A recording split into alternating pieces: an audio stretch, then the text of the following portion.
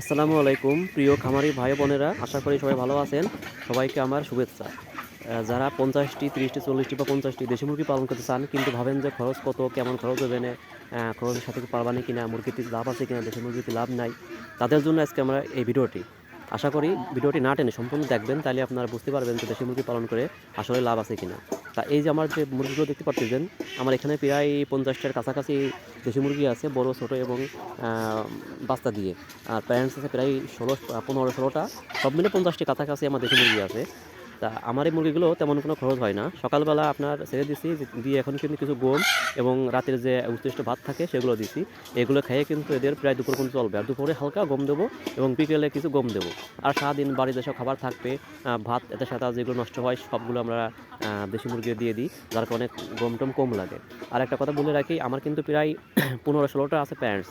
আর 15-16টার ভিতরে প্রতিদিন কিন্তু 9টা-10টা করে আমি ডিম পাই। আর 9টা-10টা ডিমের দাম প্রায় 150 টাকা। আর 150 টাকা যদি আমি ডিম বিক্রি করি, তাহলে কিন্তু আমার প্রতিদিন 150 টাকার খাবার খাই না।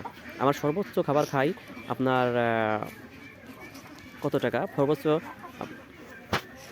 সর্বোচ্চ 50 টাকার খাবার খেয়ে এরা কিন্তু প্রায় ডিম দিচ্ছে 150 টাকার। তাহলে আমরা প্রতিদিন সর্বনিম্ন আমার লাভ থেকে দিচ্ছে 100 টাকা।